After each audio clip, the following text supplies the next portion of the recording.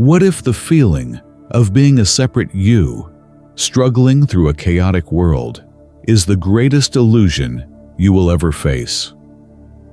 Alan Watts opens The Way of Zen by challenging this fundamental assumption. Most of our fear, confusion, and anxiety come from believing we are isolated individuals, cut off from the flow of life. Zen reveals that this separation is not real. It is a story created by the mind, a story that keeps us striving, resisting, and suffering. Watts explains that Zen is not a religion, doctrine, or belief system. It is a direct experience of reality before the mind divides it into categories. Zen asks us to see without filtering, to listen without interpreting, to live without forcing. It is the art of touching life as it truly is, raw, immediate, and undivided. According to Watts, modern life traps us inside concepts. We confuse our thoughts for truth, our labels for reality, our ego for identity. We try to control life through willpower, not realizing we are fighting the very nature of existence. Zen invites us to let go, not into passivity, but into clarity. When we stop resisting the present moment, the illusion of separateness begins to fade. Watts teaches that enlightenment is not a distant achievement. It is the simple awareness that the boundary between self and world has always been porous. We are not observers of life. We are participants in its movement, expressions of the same cosmic dance. When this is seen, fear softens, striving relaxes, and a deep sense of connection emerges. The Way of Zen is an invitation to stop trying to grasp life and instead allow yourself to be lived by it. It is a guide to discovering that the meaning we chase is found not in control or certainty, but in presence, in the fluid, spontaneous unfolding of each moment. Zen does not offer answers. Zen dissolves the questions. Section 1. The Roots of Zen, Taoism and Buddhism. Alan Watts explains that Zen did not emerge out of nowhere. It is the child of two great philosophical streams, Taoism and Buddhism, which merged in China to form Chan, later known in Japan as Zen. To understand Zen, you must understand the spirit of both traditions. From Taoism, Zen inherits its effortless naturalness, the sense that life flows on its own, without needing to be controlled or resisted. The Taoists saw the world as a spontaneous process, a dance of opposites, a rhythm that cannot be grasped through force. Their message was simple. Harmony comes from moving with life, not against it. When Zen points to suchness, emptiness, or letting go, it echoes the Taoist understanding that reality is too vast, too fluid, too mysterious to be confined by fixed concepts. From Buddhism, Zen inherits the profound insight into the nature of suffering, impermanence, and the absence of a fixed self. Early Buddhism taught that clinging creates suffering, that all things change, and that the sense of a solid I is an illusion. These teachings form the backbone of Zen's view of reality. There is no permanent self to defend, no past or future to cling to, only the ever-unfolding present moment. Watts highlights that when Buddhism entered China, it encountered a culture that valued poetry, spontaneity, simplicity, and a deep reverence for nature. The Chinese were less concerned with metaphysics and more interested in direct experience. As Buddhist ideas fused with Taoist intuition, a new expression of awakened living was born, one that emphasized immediacy, presence, and the dissolution of conceptual thinking.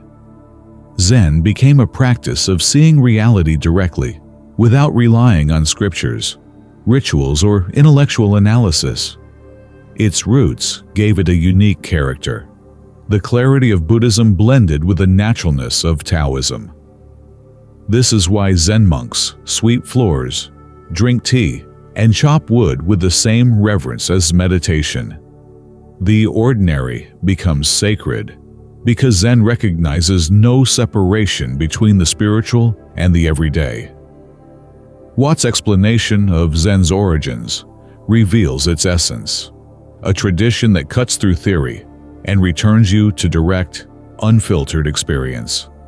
A philosophy that trusts the present moment more than principles. A way of seeing that dissolves the boundary between self and world. Zen is not inherited through belief. It is discovered through awareness. Section 2. The nature of reality. Emptiness, flow, and interbeing. Alan Watts explains that Zen rests on a profound understanding of reality. Nothing exists independently. Everything is connected, and all things are constantly changing. These insights are expressed through three essential concepts: emptiness, flow, and interbeing. Watts begins with emptiness, shunyata, a term often misunderstood. Emptiness does not mean nothingness or absence. It means that nothing exists as a separate, permanent entity. The self, the world, every thought, every moment, all are interdependent and fluid. A tree is not just a tree, it is sunlight, rain, soil, wind, time. A person is not an isolated I. They are relationships, memories, sensations, breath, and consciousness in constant motion. Emptiness simply means nothing stands alone. From emptiness arises flow, the recognition that life is a process, not a set of things. Everything is movement. The world is more like a dance than a machine. Thoughts arise and pass. Emotions come and go. Identities shift. Bodies change. Circumstances evolve. Suffering comes when we try to freeze what is naturally fluid, when we cling to what is moving or resist what is unfolding. To see reality clearly is to see that life is always in motion, and peace comes from flowing with it. Watts then introduces interbeing, the understanding that all things exist through each other. Nothing has a separate essence. He uses the image of a wave. A wave appears distinct, but it cannot be separated from the ocean. In the same way, you appear as an individual, but your existence depends entirely on everything around you. Your language, your culture, your environment, your relationships, even the air you breathe. You are not a solitary observer of the world. You are an expression of it. Zen invites us to experience this interconnection directly, not as an idea, but as a shift in perception. When the illusion of separateness begins to fade, fear softens, grasping relaxes, and the world feels less like something to struggle against and more like something to move with. You stop seeing life through the narrow lens of me versus everything else, and begin to experience yourself as part of a vast, interconnected unfolding. Watts explains that this insight is liberating. If nothing is fixed, then nothing needs to be clung to. If nothing stands alone, then you are never truly separate. If everything is flow, then every moment is new. Zen teaches that seeing the true nature of reality is not an intellectual achievement. It is an awakening one that dissolves fear, deepens presence, and brings you into harmony with the way things actually are. Section 3. Ego, Identity, and the Illusion of the Separate Self. Alan Watts explains that the greatest misunderstanding in human experience is the belief that we are separate, isolated selves, little egos trapped inside our bodies, moving through a world that is out there. This sense of being a detached observer creates anxiety, defensiveness, and a constant feeling of incompleteness. Zen reveals that this self is not who we truly are. It is a mental construct, a useful fiction mistaken for reality. Watts describes the ego as an abstraction, a story the mind tells to create a sense of continuity. It is built from memories, roles, labels, and social conditioning. But when we look closely, we find no solid I at the center.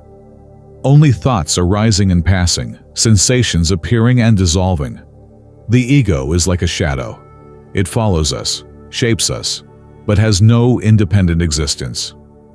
Zen does not try to destroy the ego. It simply shows that the ego is not the self. When we cling to ego, we suffer. We feel threatened by change, insulted by criticism, desperate for praise, attached to achievement and terrified of loss. But all of this fear is based on protecting something that isn't as real as we think it is. The more tightly we hold on to me, the more fragile life feels. Section 4. The Art of Effortless Action, Wu-Wei. Alan Watts explains that one of the most transformative ideas inherited from Taoism and central to Zen is Wu-Wei, often translated as effortless action or action without forcing. It does not mean laziness or passivity. Instead, it describes a way of living in which your actions arise naturally, spontaneously, and harmoniously from the flow of life rather than from struggle, tension, or egoic will. Watts uses the metaphor of water, soft, flexible, yielding, yet capable of overcoming stone. Water does not resist, strain, or force. It moves according to the path available, adapting perfectly to whatever it encounters.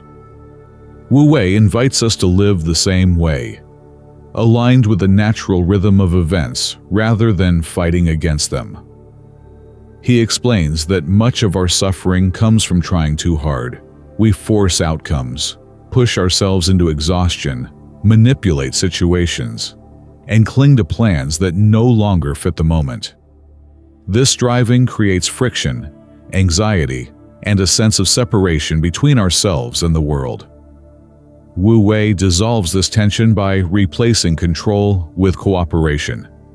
In the state of Wu-Wei, action feels smooth and alive. You speak without rehearsing. You move without hesitation. You work with clarity rather than pressure. Creativity flows. Insight arises. Decisions feel intuitive rather than calculated. This is not because you are doing nothing, but because you are no longer doing extra. You are no longer interfering with the natural intelligence of the moment. Watts emphasizes that the illusion of separateness is the root of this fragility. When we believe we are separate, life becomes a struggle, a battle to secure our identity, prove our worth, and defend our boundaries. But when we see through the illusion, the world opens.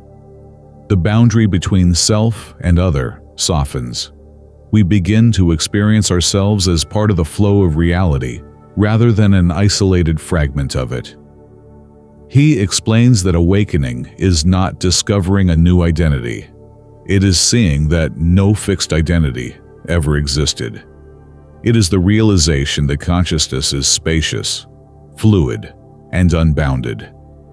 Just as a wave is the ocean expressing itself in a momentary form, the self is life expressing itself through your being. When you understand this, fear dissolves, and a natural sense of peace arises. Not because life becomes easier, but because you are no longer fighting it. Zen invites us to experience ourselves not as the ego, but as awareness itself, the open, clear space in which sensations, thoughts, and emotions arise. This shift in identity is the heart of liberation. When you no longer cling to the illusion of a separate self, you stop resisting the world. You flow with it.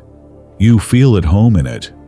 You recognize that you are not an outsider looking in, You are the universe looking at itself. Section 5. Meditation. Not a method, but a way of being.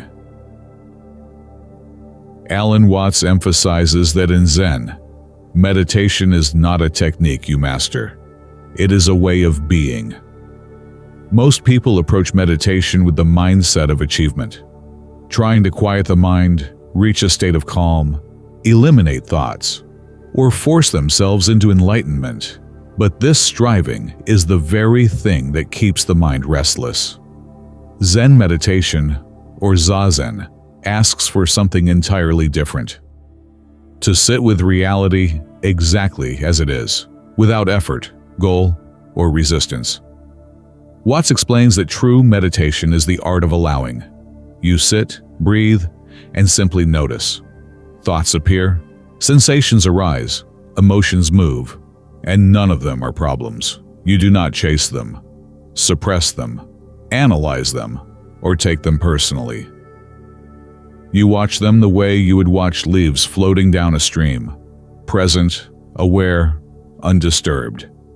Over time, this simple watching reveals a profound truth: that you are not your thoughts, but the awareness behind them. In this view, meditation is not about creating a special state. It is about recognizing the natural state, a state where awareness is open, the mind is unforced, and the present moment is enough. When you stop trying to manipulate your experience, the boundary between observer and observed begins to soften. You become more intimate with life, more attuned to sensations, more available to the world around you. Watts also emphasizes that meditation is not separate from life. It is not limited to the cushion or the quiet corner of your home. Zen teaches that everything can be meditation: walking, eating, listening, working, breathing. When you bring full attention to the moment without grasping or resisting, you are practicing the essence of Zazen in motion. In this way, meditation becomes a continuous way of inhabiting your life, rather than a temporary escape from it. He explains that the true purpose of meditation is not to change you, but to reveal you, to show you the clarity beneath confusion, the stillness beneath thought, the spaciousness beneath identity. When you stop struggling to control the mind naturally settles. When you stop trying to achieve enlightenment, you begin to experience the simple reality that enlightenment is already here, in the awareness that is reading these words. Meditation, in the Zen sense, is the practice of being nothing more or less than what you are right now. It is the gentle return to presence, again and again, until presence becomes your natural home. Section 6. Paradox, Koans, and the limits of logic. Alan Watts explains that Zen often sounds mysterious or irrational because it deliberately goes beyond the limits of logical thinking, not because Zen rejects reason, but because reason alone cannot reveal the deepest truths of existence. The mind tries to grasp reality through concepts, categories, and analysis, but reality is too fluid, too alive, too immediate to be captured by thought. Zen uses paradox and koans to break the mind free from its habitual patterns and push it into direct experience. A koan is a question or statement that cannot be solved by logic. It is designed to frustrate the thinking mind until it lets go. Questions like, what is the sound of one hand clapping? Who were you before your parents were born? What moves the flag, the wind, or your mind? These are not puzzles, they are mirrors. They reflect the limitations of conceptual thinking and invite you into a deeper mode of knowing, one that is intuitive, direct, and wordless. When the mind exhausts itself trying to solve the unsolvable, something else awakens. awareness without commentary. Watts explains that paradox is central to Zen because reality itself is paradoxical. Things are both empty and full, separate and connected, changing and continuous. You are both a unique individual and an expression of the whole. Trying to force reality into a single, rigid truth creates confusion. Zen teaches you to hold opposites lightly without clinging to one side or rejecting the other. He emphasizes that koans are not intellectual riddles, but experiential tools. A student sits with a koan not to solve it, but to allow it to dissolve the boundary between thinker and thought. Over time, something shifts. The world becomes more transparent, more fluid, more immediate. The mind stops trying to pin life down and begins to participate in life directly. Watts uses these teachings to show that logic can describe life, but it cannot touch the essence of life. Just as studying a map is not the same as walking through the landscape, thinking about reality is not the same as experiencing it. Zen pushes you out of the map and into the actual territory, into this breath, this moment, this awareness. The purpose of paradox is not confusion, it is liberation. It loosens the mind's grip and invites you into a deeper clarity, a clarity that comes not from thinking, but from seeing. When the mind stops demanding answers, the heart discovers understanding. Section 7.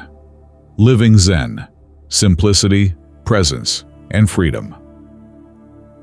Alan Watts explains that Zen is not something practiced only in temples, on cushions, or in moments of stillness. Zen is a way of living, a way of meeting each moment with simplicity, clarity, and openness. It is the art of being fully present without grasping for the next moment or clinging to the last. Zen takes the profound and makes it ordinary, and takes the ordinary and reveals its profundity. Watts reminds us that simplicity is not austerity.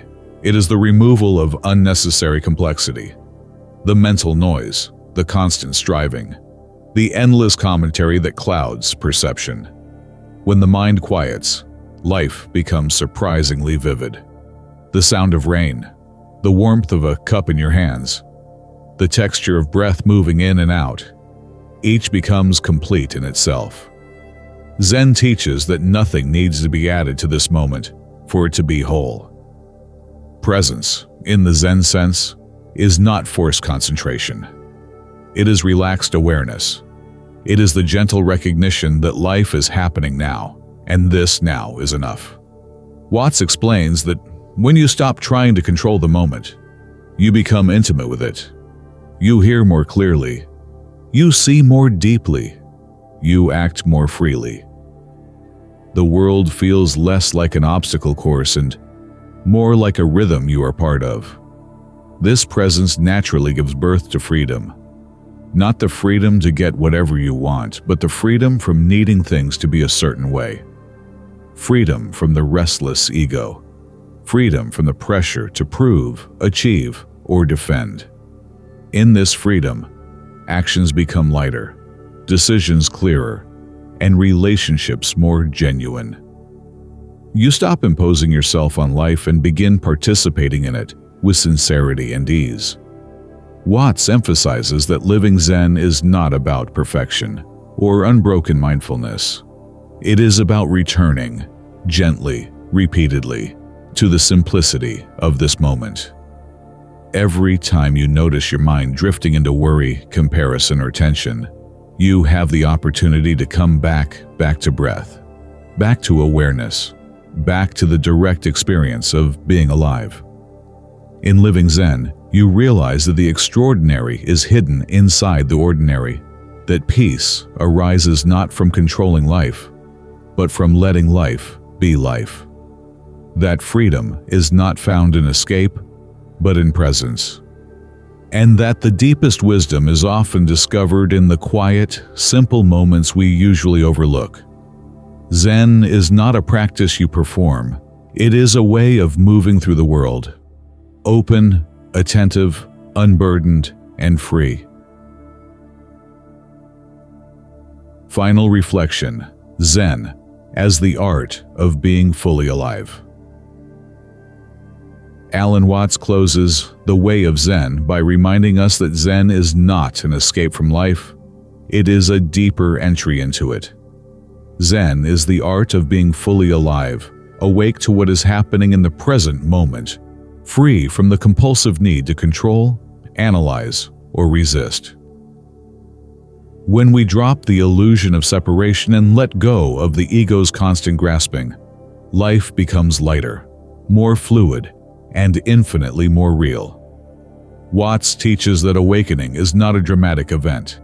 It is the subtle shift from living in your thoughts to living in your experience, from trying to hold the world still to flowing with its movement, from clinging to identity to resting as awareness itself. This shift does not remove life's challenges, but it dissolves the unnecessary suffering created by resistance and illusion. He emphasizes that Zen is not about achievement or perfection. Enlightenment is not a goal to reach someday.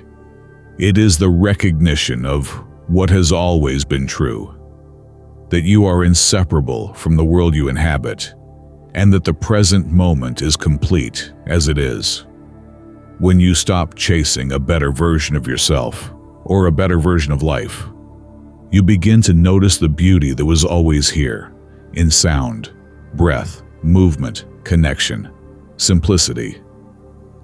Zen reveals that freedom is not found in getting what you want, but in wanting less. Peace comes not from eliminating chaos, but from no longer needing to push it away. Joy arises not from extraordinary moments, but from being fully present in ordinary ones. When the mind quiets, the world becomes intimate. When the ego softens, the heart opens. When striving falls away, life becomes a dance again. Watts' final message is a gentle invitation. Stop trying to grasp life. Let life grasp you. Let the moment unfold without forcing it. Let yourself be part of the flow, a wave in the ocean, a breath in the wind, a moment in the vastness of existence. Zen is not a path out of life. It is the path back into life. Fully awake, fully present, fully alive. Download this summary in high-quality MP3 format at MindShelf.net. For more timeless book summaries on spiritual growth, psychology, self-improvement, and the art of living wisely, subscribe to MindShelf on YouTube and keep expanding your inner library of wisdom. Grow in awareness. Live in balance. This is MindShelf.